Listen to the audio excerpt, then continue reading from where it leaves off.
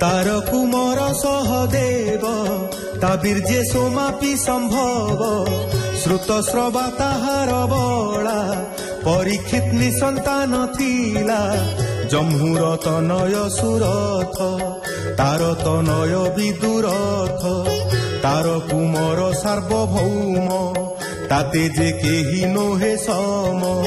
तार कुमर जय सेन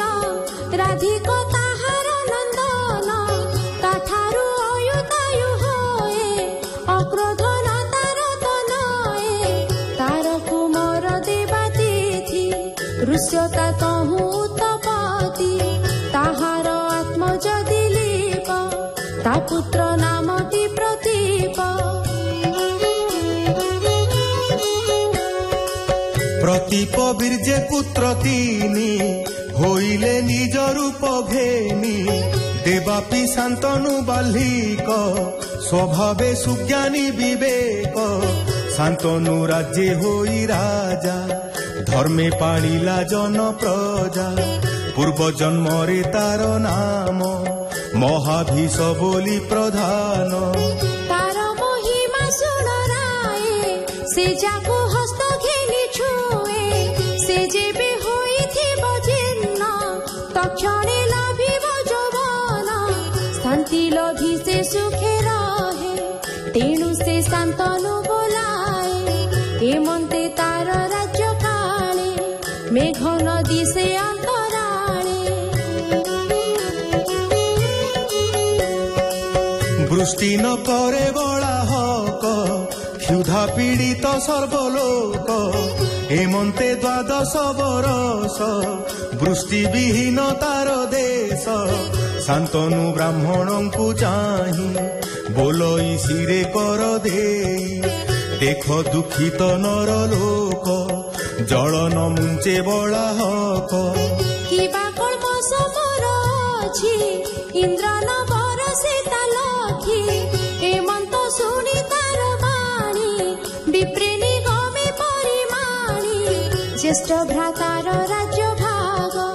तुम्हे करुछ निजे भोग से परिवेता अति दोषे तो देशे इंद्र न बरसे हेमंत विप्रमुख शुणी भय बोलई नृपमणि राज्य मु ज्येष्ठ भ्राते देई तपसाधि बने रही सुखे जियंतु जन प्रजा देवापि राज्ये हेउ राजा संगे घेनाई विप्रगणे देवापि राज्य समर्पणे शांतनु ज्येष्ठ भ्राता पादे पड़ी बोलोई सकनादे हे भ्रात राज्य हो राजा सुखे जियंतु जन प्रजा देवापि तार बोलो शुणी कहिला धर्म परिमाणी देशु बाहर होई मोही राज्ये मो प्रयोजन नाही ए अंते राजा मंत्री गण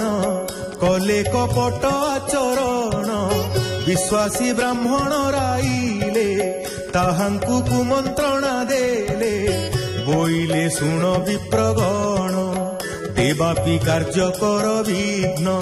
शुणी से विप्रे बेगे गले देवापि निकटे मिलिले पाषंड मत पृष्ठपोष करी से देले उपदेश तेणु ता बुद्धि हेला नष्ट वेद मार्गरु हेला भ्रष्ट वेद को जेणु निंदा कला तेणु से पतित होइला राज्य नहिला अधिकारी पुणी शांतनु राज्य करी ताहार दोष न रहिला देवापि वेद निंदा कला तक्षणे निगम बचने जिमुते मिलिले गगने गंभीर घोर नाद करी तक्षणे बरसिले बारी देवापि मने ज्ञान भरी कलाप ग्राम आश्रे करी विश्व संसारी काल बळे सोम वंश विनाश बेळे कली रखिब अवशेष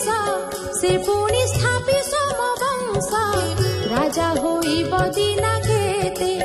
ପ୍ରଜା ପାଳିବ ଧର୍ମ ଚିତେ ମତେ ସ୍ଥାପିବ ସୋମ ବଂଶ ଯେ ଅବା ଥିବ ଅବଶେଷ। ବାଲ୍ଲିକ ବୀର୍ଯ୍ୟ ସୋମଦତ୍ତ ଭୂରି ଭୂରି ଶ୍ରବାତା ସୁତ ସଲକୁ ଘେନି ପୁତ୍ର ତିନି ସୋମଦତ୍ତର ବୀର୍ଯ୍ୟ ଜନ୍ମି ଶାନ୍ତନୁ ବୀର୍ଯ୍ୟ ପୁତ୍ର ଜାତ ଭୀଷ୍ମ ନାମରେ ଗଙ୍ଗା ସୁତ ସେ ସର୍ବବୀର ଶିରୋମଣି ପରଶୁରାମେ ଯୁଦ୍ଧେ ଜିଣି ଶାନ୍ତନୁ ଦାସ କନ୍ୟା ଗର୍ଭେ ଚିତ୍ରାଙ୍ଗଦ ଯେ ଜାତ ପୂର୍ବେ ଯେ ଚିତ୍ରାଙ୍ଗଦ ନାମେ ସୁତ ସେହି ଗନ୍ଧର୍ବେ ହେଲା ହତ ବିଚିତ୍ର ବୀର୍ଯ୍ୟ ବରଜ ଏବେ ହୋ ଶୁଣ କୁରୁ ରାଜ ସେ କନ୍ୟା ଗର୍ଭେ ଗଙ୍ଗା ଜଳେ ଧରି ଯେ ପରାଶର ବଳେ ବ୍ୟାସ ମୁନିଙ୍କି ଜନ୍ମ କରି ସମ୍ଭ୍ରମେ ତାକୁ କୋଳେ ଧରି ବଦରି ବନେ ପକାଇଲେ ଗୋବିନ୍ଦ ତାହାଙ୍କୁ ରଖିଲେ ସେ ବିଷ୍ଣୁ ଅଂଶେ ମହାମୁନି ପ୍ରତ୍ୟକ୍ଷେ ବିଷ୍ଣୁ ତେଜ ଘେନି ହରିର ଅଂଶେ ଉତ୍ତପନ୍ନ ନାମ ତା କୃଷ୍ଣ ଦ୍ୱୈପାୟନ ପଇଳ ଆଦି ଶିଷ୍ୟ ଗଣେ ବିଦ୍ୟା ଅଭ୍ୟାସୀ ଜଣେ ଜଣେ ହୋଇଲେ ସର୍ବଶାସ୍ତ୍ର ବେତ୍ତା ସକଳ ଗୁଣେ ଗୁଣବନ୍ତା ସେ ମତେ ରେତୁ ଜାତ କଲେ ଏ ଭାଗବତ ଶିକ୍ଷା ଦେଲେ ଏ ମନ୍ତେ କାଶୀ ରାଜ ଘରେ ଭୀଷ୍ମ ଯେ କନ୍ୟା ସ୍ୱୟମ୍ବରେ ଦୁର୍ଗମ ଲାଖ ବିନ୍ଧି ବଳେ ଅନେକ ନୃପତିଙ୍କ ମେଳେ ରାଜାଙ୍କୁ ଲାଖ ବିନ୍ଧି ଜିଣି ଲଭିଲେ ନୃପତି ଦୁଲାଣି ଅମ୍ବିକା ଆଉ ଅମ୍ବାଳିକା କନ୍ୟା ଏ ବରବରି ଏକା ତାହାଙ୍କୁ ନିଜ ପୁରେ ଥୋଇ ବିଚିତ୍ର ବୀର୍ଯ୍ୟ ବିଭା ଦେଇ ଅମ୍ବା ଯେ ଅନ୍ୟ ନ ବରିଲା ଭୀଷ୍ମଙ୍କୁ ମହାକ୍ରୋଧ କଲା ତପସାଧିଲା ନାନା ମତେ ପୂର୍ବେ ମୁଁ କହିଅଛି ତୋତେ ଦୁଇ ଭାର୍ଯ୍ୟାରେ ହୋଇ ରତ ବିଚିତ୍ର ବୀର୍ଯ୍ୟ କାମେ ମତ ଯକ୍ଷ୍ମା ରୋଗରେ ହୋଇ ଗ୍ରସ୍ତ ଅଳ୍ପ କାଳରେ ହେଲା ହତ ସନ୍ତାନହୀନ କୁଳ ଦେଖି ସମସ୍ତେ ହୋଇଲେ କ ଦୁଃଖୀ।